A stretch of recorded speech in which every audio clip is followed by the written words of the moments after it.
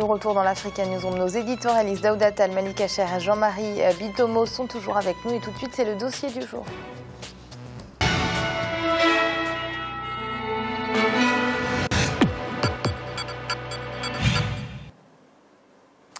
Le secteur touristique du Rwanda est l'un des plus performants d'Afrique de l'Est. En 2014, il a même rapporté plus de 300 millions de dollars au pays. Il a donc pris une hausse de 4% et les autorités envisagent d'ailleurs de multiplier cette croissance par 6 d'ici à 2017. Alors quelles sont les réformes qui ont permis au tourisme rwandais d'être si performant? Quel est le poids de ce secteur dans l'économie du pays? Quelles en sont les perspectives en 2015? Élément de réponse avec ce reportage de notre correspondant Olivier Jacotan. Le secteur touristique du Rwanda connaît un essor considérable ces dernières années. Grâce à des réformes comme l'instauration du visa touristique commun entre 3 pays de l'Afrique de l'Est et la promotion du tourisme domestique, ce secteur se positionne aujourd'hui comme un levier clé de la croissance économique du pays. Les recettes touristiques sont passées de 293 millions de dollars en 2013 à 303 millions de dollars en 2014. Le pays envisage même une croissance de 25% dans ce secteur d'ici 2017. Qu'est-ce qui peut expliquer aujourd'hui la compétitivité du tourisme au Rwanda? Quelle politique pour maintenir ce cap dans les prochaines années? Nous sommes ici au Parc national des volcans, la première destination touristique du Rwanda. Grâce aux différentes réformes, les Rwandais déboursent désormais entre 5 et 50 dollars pour admirer les richesses de la faune et de la flore du pays. Une aubaine saisie par une trentaine de touristes locaux et d'autres ressortissants de l'Afrique de l'Est pour y vivre une aventure inédite. Mon expérience, ça m'a très amusé parce que monter la distance de 3 km, donc ça m'a fait plaisir. La visite aux gorilles était vraiment une merveilleuse aventure. Également, grimper la montagne est inoubliable car cela demandait beaucoup d'énergie.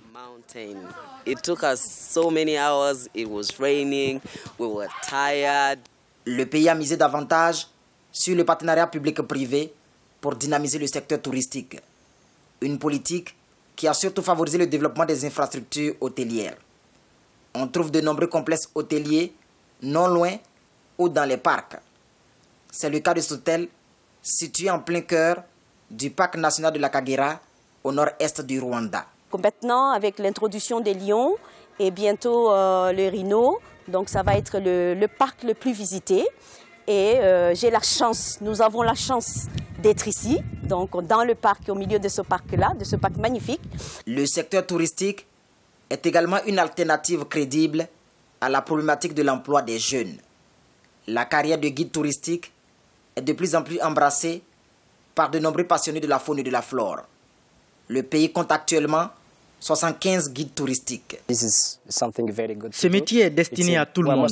Les gens pensent souvent que ce sont des Occidentaux qui sont mieux placés pour l'exercer, mais ce n'est pas vrai.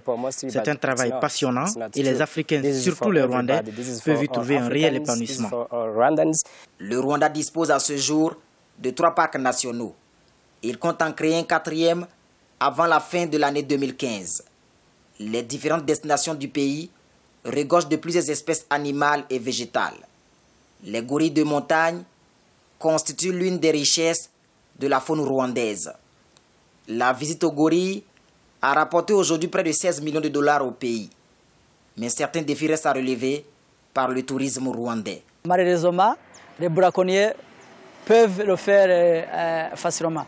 C'est-à-dire que les activités légales que nous continuons à avoir aussi un caractère transfrontalier régional et il faut continuer à promouvoir la collaboration transfrontalière. Il arrivait que les lions tuent du bétail, alors les paysans, les propriétaires de ce bétail devaient se venger contre les lions. C'est-à-dire que la plupart des lions ont été tués. Des mesures idoines comme la clôture électrique de certains parcs et la sensibilisation des populations sont désormais en vigueur pour une meilleure cohabitation entre l'homme, la faune et la flore.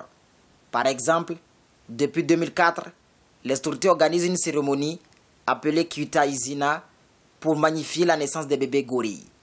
5% des revenus de cet événement touristique sont distribués aux communautés habitant les alentours du parc national des volcans. Autant de mesures encourageantes pour une industrie touristique grandissante. Notre ambition serait beaucoup plus de maximiser le plus maximum. Et si vraiment, je veux dire, si le tourisme peut accroître, je veux dire, à 25%, à 30%, à 50%, ce serait encore une satisfaction. Vu que le Rwanda veut se développer et nous voulons vraiment voir beaucoup plus notre économie, avoir d'autres ressources qui seraient même au-delà des ressources traditionnelles. Le secteur touristique du Rwanda est donc en plein boom depuis 2007.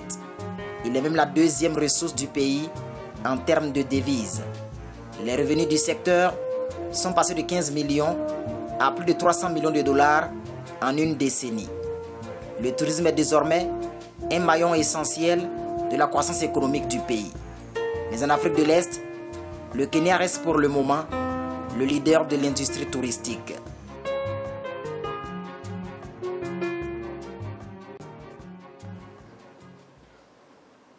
Jean-Marie, on l'a vu dans le reportage et on le sait, le Rwanda dispose d'un fort potentiel touristique. Le Rwanda dispose d'un fort potentiel touristique, effectivement, Amira, mais je dirais une chose là-dessus. Moi, l'expérience rwandaise me plaît énormément, tout simplement pourquoi voilà un pays qui est parti de rien. Et on était en train de parler du Congo là tout à l'heure, des événements de 97. Et patiemment, les Rwandais ont su construire des stratégies de développement et de croissance dans leur économie de manière efficace. La croissance, c'est-à-dire le président rwandais est en train de mettre en place une chose que j'aime bien, c'est-à-dire les gens croient que la croissance, elle se décrète. La croissance, elle ne se décrète pas, elle se construit à partir des stratégies de croissance et d'industrialisation que vous mettez en place.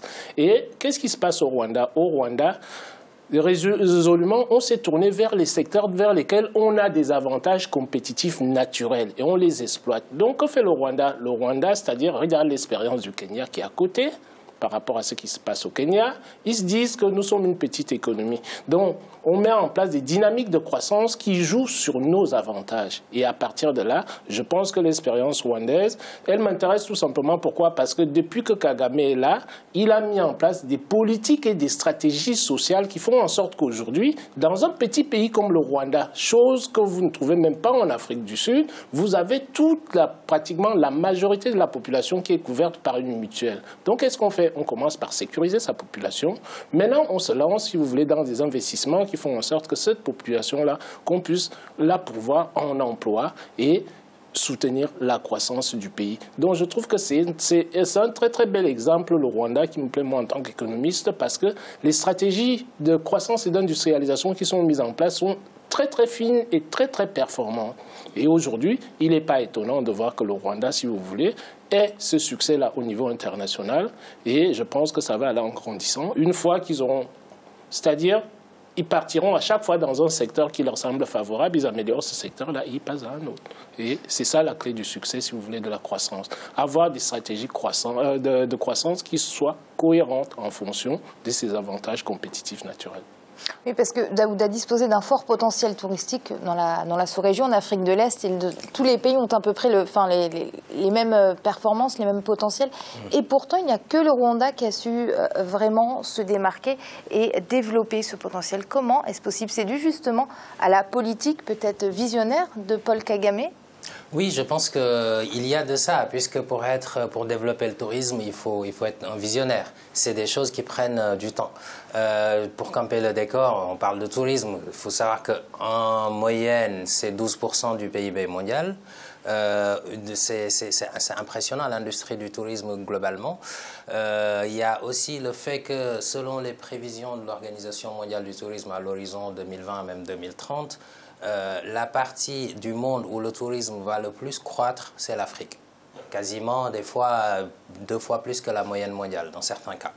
Maintenant, l'Afrique, bien entendu, de façon globale, le Maghreb, l'Afrique subsaharienne, bon, après, il y a des disparités. Donc, je pense que le président Paul Kagame a effectivement un visionnaire à ce niveau-là, on peut le dire, puisqu'il sait se projeter pour attirer les investisseurs. Il a attiré des grands groupes hôteliers, Accor, etc. Il mise sur le tourisme de nature et le tourisme de luxe également. Et d'un autre côté, c'est assez intéressant le cas du Rwanda, puisque les retombées en matière de tourisme peuvent être très importantes pour les populations, puisque c'est un secteur qui permet quand même qu'on peut connecter avec l'ensemble des autres secteurs de l'économie, que ce soit l'artisanat, que ce soit l'industrie culturelle même, que ce soit l'agriculture, puisque si vous vous organisez de façon à ce que le touriste mange et que ce qu'il consomme quand il est sur place soit produit dans le pays, vous développez dans le même temps l'agriculture, vous développez dans le même temps le commerce, etc.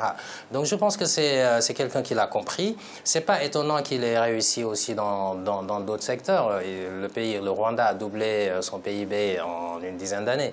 Donc en fait, concrètement, au niveau du tourisme, moi j'ai juste une petite réserve, c'est-à-dire que tout le potentiel qu'il y a, que le pays a eu des 1000 collines à, on va dire, il faudrait faire en sorte que ce soit du tourisme responsable, puisque le Rwanda ne fait pas en moyenne 11 millions d'habitants. Est-ce que le pays est capable de supporter beaucoup plus de touristes? Est-ce que ce ne sera pas quelque part négatif pour l'environnement? Et puis est-ce que ça ne va pas creuser les inégalités si les Rwandais ne sont pas inclus dans la chaîne de valeur touristique? C'est autant de questions que l'on peut se poser. Mais en tout cas, pour l'instant, ça fonctionne bien et tant mieux. Malik, où se situent justement les limites de ce secteur touristique au Rwanda? Effectivement, c'est le choix de tourisme qu'on veut développer dans le pays. C'est là est le point essentiel. Les limites, c'est de développer un secteur touristique qui préserve justement les acquis environnementaux pour ne pas que le Rwanda puisse rééditer les désastres de certains pays qui ont malheureusement été séduits par justement ce tourisme de masse et qui a causé bien des dommages dans le secteur de l'environnement. Et le Rwanda sait pertinemment qu'il a des atouts justement naturels d'importance et il peut jouer cette carte du développement durable, du tourisme durable qui de plus en plus fait écho chez les touristes. C'est une psychologie qu'ont de plus en plus les touristes à respecter l'environnement et le Rwanda s'y attelle. Et je voulais juste revenir par rapport à ce qui vient d'être dit. Il faut savoir aussi que le Rwanda est arrivé aujourd'hui à pouvoir promouvoir une activité touristique parce qu'il y a aussi eu une politique pour améliorer le climat des affaires, il y a eu une lutte contre la corruption, donc tous ces... Puis la sécurité également. La sécurité, donc tous ces mécanismes-là qui ont été entrepris avant ont permis justement l'essor d'un tourisme. Maintenant, je pense que le tourisme durable est une bonne option pour le Rwanda et il est générateur de devises, même plus que le tourisme de masse parce que les circuits s'adresse à une certaine élite, certes, peut-être, mais il est générateur de devises. Alors, Jean-Marie, on l'a vu dans le reportage, une croissance de 25% dans ce secteur d'ici à 2017. C'est ce sur quoi comptent les autorités rwandaises. Est-ce que c'est faisable? Parce que ça paraît quand même assez conséquent comme croissance. Ça paraît assez conséquent puisque, comme je le disais tout à l'heure, Amira, c'est-à-dire les autorités ont mis en place des stratégies qui sont cohérentes par rapport à leurs ambitions. Donc, comme Daoud le disait tout à l'heure, dans les années à venir, on nous dit que l'Afrique sera le continent, si vous voulez, qui recueillera le plus de tourisme possible au monde. Donc, dès cet instant-là, si les stratégies qui sont mises en place, les stratégies de développement touristique sont des stratégies fines, des stratégies efficaces, des stratégies qui visent, comment dirais-je, à créer des interrelations avec les autres secteurs, comme Daoud le disait tout à l'heure, c'est quelque chose qui est tout à fait possible. Malik a parlé tout à l'heure de la dimension psychologique. La dimension psychologique, même le touriste, quand le touriste y arrive dans un pays, c'est que oui, dans ce pays-là, bon, il préserve l'environnement, c'est quelque chose de bien. Les gens ont envie d'aller voir, puisque vous avez aussi, si vous voulez, ces richesses naturelles-là qu'on ne retrouve pas beaucoup. Il y a, dans le monde, il y a pratiquement qu'en Afrique, ça existe. Et comme il y a, si vous voulez, l'effet d'entraînement. Le Rwanda, comme je le disais tout à l'heure, étant pratiquement proche du Kenya, les gens qui sont déjà un peu fatigués du Kenya vont se déverser maintenant vers quoi? Ils vont se déverser vers le Rwanda. Donc je pense que les prévisions et la prospective qui a été mise en place concernant l'industrie touristique au Rwanda, c'est une stratégie qui est très très bien pensée et je pense qu'ils vont atteindre leurs objectifs. Daouda?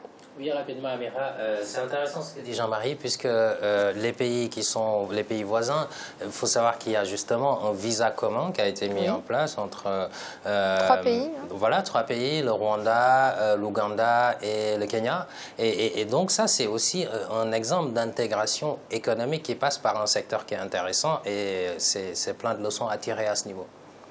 Et c'est l'heure de marquer une nouvelle pause. On se retrouve très vite pour la suite de l'Africa News. On a tout de suite.